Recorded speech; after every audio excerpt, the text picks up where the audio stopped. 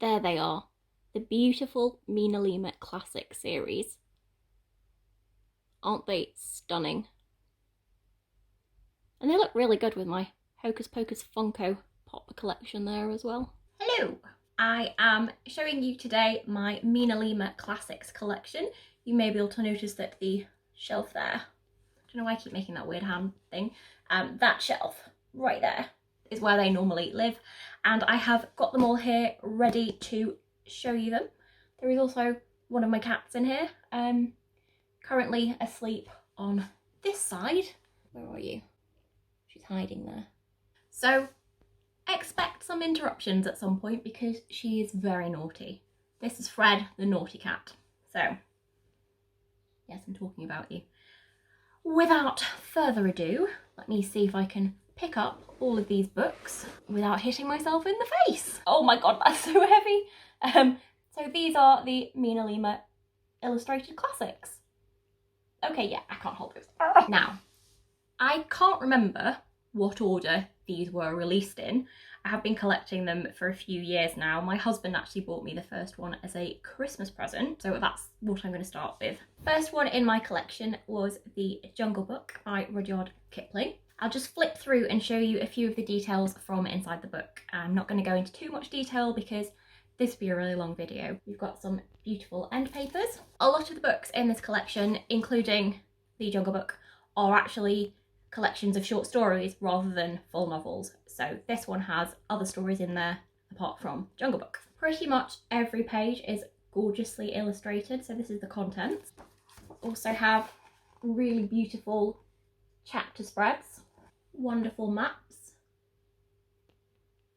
When you actually buy these, they're wrapped in plastic because they're stuffed full of extra paper and cardboard to protect the inserts inside the book. So when you do open them up as well, be prepared for all the paper to fall out and you'll still be finding them, I don't know, 3 years later. And I have read this one all the way through as well. This was my Christmas Eve book, so a few years ago, so I actually did read through the whole thing instead of just flipping through and going, oh, pretty pictures. This is a fun one. A little expedition journal from the person that was in the jungle.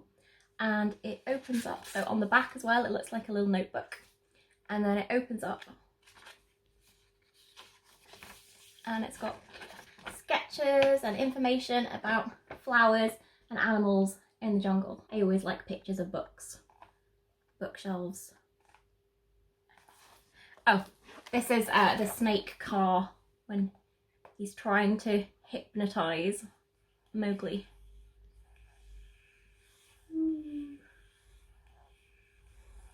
You do get a little bit addicted to messing around with these things.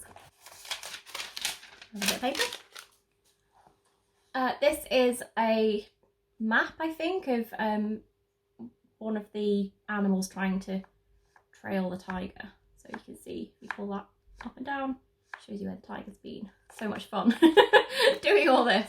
So this one, it's just a little bush, just an ordinary bush. Nothing to see here, but then, oh, look at that. There's things hiding underneath. Helps if I hold it the right way around. You alright, Trouble? I put my book there so you have to sit on it. Even though she was perfectly fine sat at the other end where there was nothing for her to chew. And this is the last one in this book. And it's just a load of dancing elephants, which everyone needs in their life. Next up is The Secret Garden, which, oh, done my hair today for the first time in, I don't know, months. And it feels weird because it keeps touching my face, and yeah.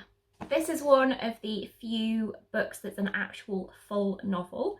It's The Secret Garden by Frances Hodgson Burnett, who is one of my all-time favourite authors, but for A Little Princess, not for The Secret Garden. Again, it's lavishly illustrated with interactive elements. I do love all the drawings on it and the gold details. I do like the cover of this one more than the cover of The Jungle Book. Ooh, look at her reaching outside of the frame there. That's interesting. And we have some gorgeous end papers again. These ones look like leaves. Look at this beautiful key. Isn't it fabulous? And I like that there's a little wheelbarrow on the contents page. And we've got a very, very sad Mary there. While her parents are all having a fabulous time in India, she had a little thin face and a little thin body, thin light hair and a sour expression. I don't know if that's maybe why I don't like this one so much, because she's just so miserable. I mean, it's a good book, it's a very good book, it's a classic for a reason, but it's not one of my favourites. I do like, I can't remember what these are called, when they take the first letter of the sentence on the page and make it beautifully illustrated like that, but I do love it. I need to bring that back into more books, I think. So this is another chapter page. Mary, Mary, quite contrary. I love that all the kids just hate her. It's a true representation of kids at school and things, I think, that they always find someone who's different and gang up on them. Okay, I said I wasn't going to show many things from this, but look at that hat. Isn't that a fabulous hat? We need to bring hats back. Oh, this is the grounds. Okay. I said this before, but again, they're very, very fiddly. Beautiful, but fiddly. So this is going up to the house where Mary is going to now live with her uncle. There's the gorgeous drawing around the edges. Lovely autumnal colours. And then we've got this little insert here that folds out. And it's actually the plan of the estate. I can open it. There we go. So, oh, it's massive. But that's the house and the gardens. I would say I don't recommend these for small children. It would just be a travesty. It would be a massacre. The whole thing would just be ruined. Oh, okay. This is the last one I'm going to show on this book because, yeah, it's already 15 minutes long. So, this is the little hidden garden. And you can open the door and see through. Next up is Peter Pan. It's not one of my favourites. It's beautifully illustrated though. I like some of the characters and things like that. And then we've got this beautiful end page. Lovely little contents page. I quite like the dinner and that's like a pumpkin pincushion. Okay, so I remember some of my favourite pictures in it. This one in particular on chapter 1 is one of my favourites because I just love the Georgian houses. The kids flying off through the window following Peter. Oh yeah, I remember being really confused by this one. It says Tinkerbell on it and it's got, this is I think supposed to be her wing, but I don't know if it's a printing error that it's not cut all the way. But yeah, I'm not really sure what the purpose of that one is, and I don't want to damage it, so I haven't tried to push it out the whole way, but it's the same on both sides, so I don't get that one. We've got a lovely little spinny wheel again, with all the inhabitants of the island. So we've got the Lost Boys, Beasts, Redskins, Pirates, and Peter. And they're all just chasing each other around the island. And we've got another spinny thing. It's Crock-a-Clock.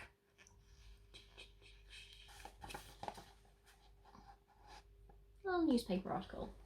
So it's like a real newspaper clipping that's been taken out and pasted into the book. Next we have The Little Mermaid and Other Fairy Tales by Hans Christian Andersen. I have a very old edition of this book from when I was about 5 or 6 that I got for a birthday, with those really thin tissuey paper pages, and so I was already aware when The Little Mermaid came out that the film was massively different from the original stories, which are quite scary and horrific. Yeah, they're not nice, these ones. There's always a lesson to be learned, and it's not necessarily a good lesson. We have the lovely Ariel. I don't remember her having red hair in the original story. I know she has red hair in the Disney version, but I don't think that's from the book. Oh, it has got some of my favourite stories from when I was little in here, because even though they were horrible, I kind of liked them. Says a lot about me. We've got this lovely seashell end paper. We have the contents page, which has got all the individual stories in it. Now, for The Little Mermaid, that is the illustration for the beginning of the story. Isn't that gorgeous? It's the Sea Kingdom.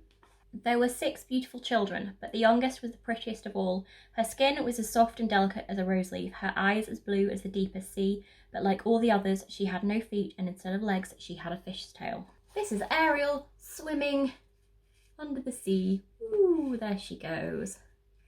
Where's she gone? Oh, back again. Oh, I think this is looking out through the palace. And you can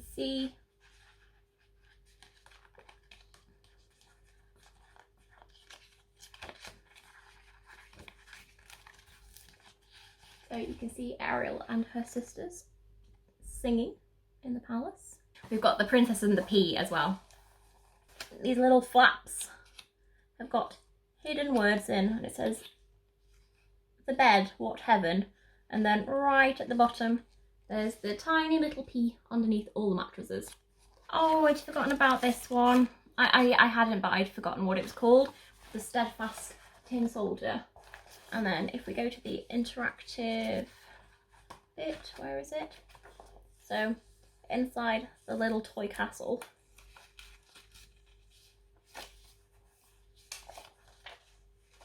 is the ballerina that the steadfast little toy soldier is in love with. And then we've got the Snow Queen and a lovely spinny snowflake. What's that say on it? Oh, it's the map of the Snow Queen's castle, which is in the shape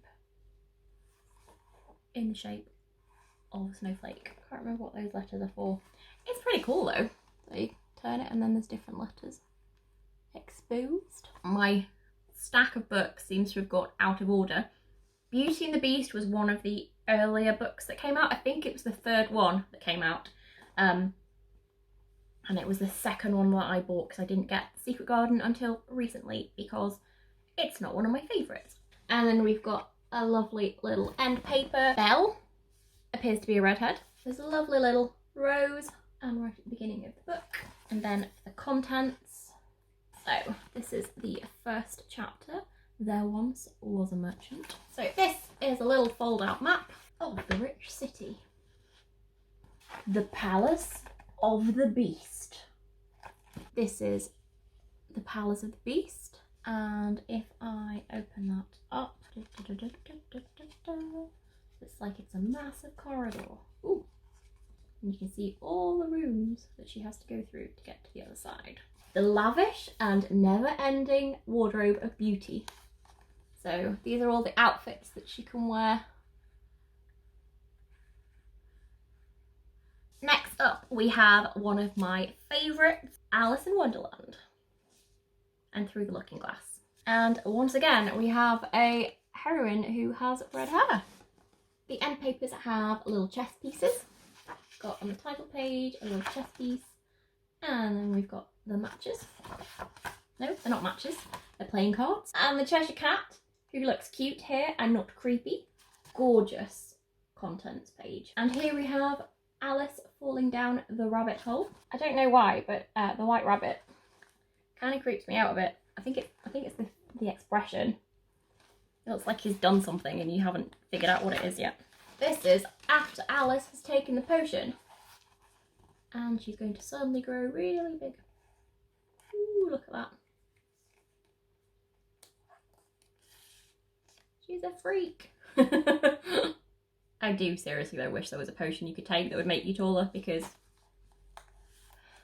I'm so short it's ridiculous.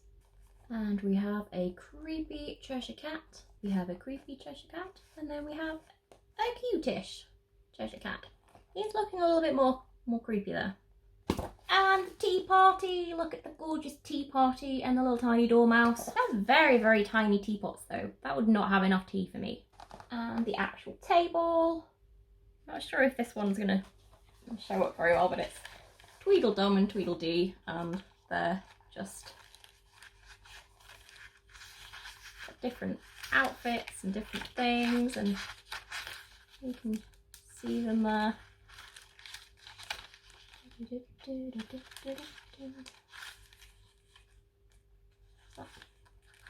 So, all the ridiculousness of the things that they're doing. And the last page is, not the last page I'm showing you from towards the end. And the last book is one that recently came out. It's Pinocchio. I do love the little illustrations and the gold and his nose growing when he tells lies. The end papers, we've got some lovely woodworking tools, beautiful sun. How it happened that Mr. Cherry, the carpenter, found a piece of wood that laughed and cried like a child and then gave it to his friend Geppetto. And here we have a extremely creepy puppet of Pinocchio made out of card.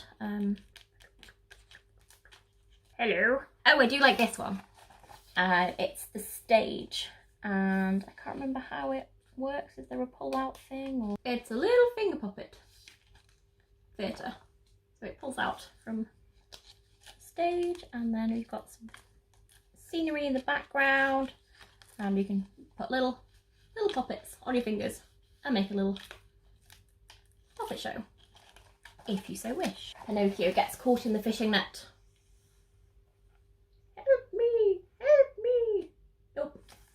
Because you're a creepy talking doll.